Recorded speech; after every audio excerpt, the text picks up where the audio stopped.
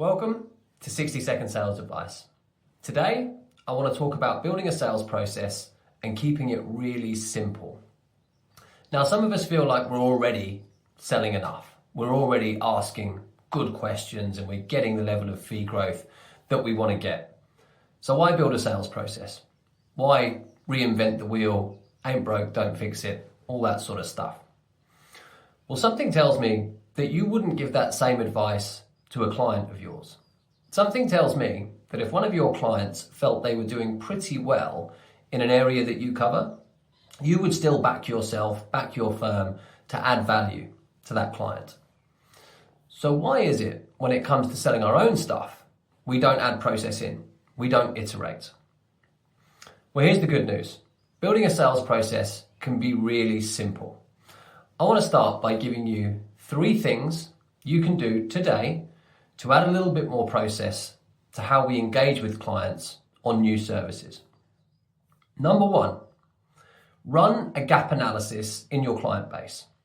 Have a look at all of your clients and think about the various services that you offer. Then document on a client-by-client basis which services each client does not currently take. Once you've done that, based on what you know about that client, opt them in or opt them out as eligible for each of those outstanding services. Then the next person going into a conversation with that client will know exactly what they could, what they should be talking to the client about. Number 2, consistent qualification.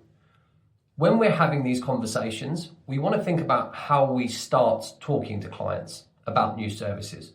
What questions are we going to ask to qualify their need? Who's having the conversations?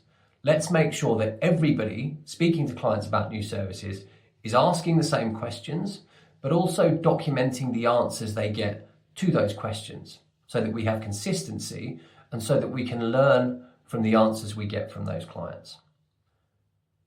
Number 3, consistent follow-up. When it comes to following up a sales conversation, it's really important that people are doing things in the same way and that they know what's expected of them.